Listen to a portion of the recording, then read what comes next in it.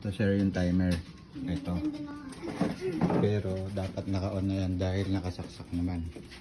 Ito connection niya. Yan. Ito yung tumunog. Ito dapat yan sir. Naka-on dapat yan. So ganito sir ang nangyayari.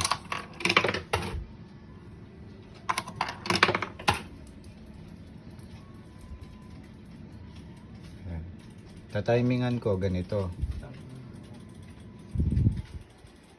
Kaya lang masyadong mahaba kung bibidyohan ko na naglalaro ako. Biglang mamamatay kasi to.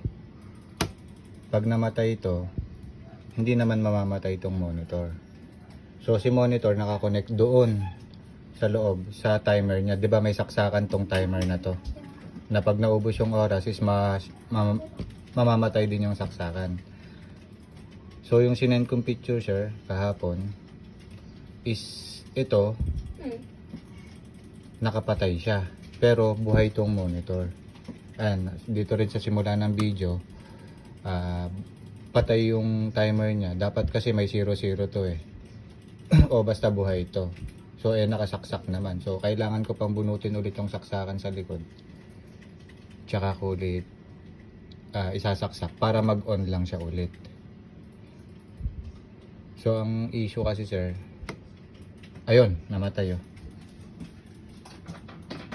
Oh, hindi namamatay yung monitor. So, try natin ulit magulog. Wala na. Ay, na-timingan ko.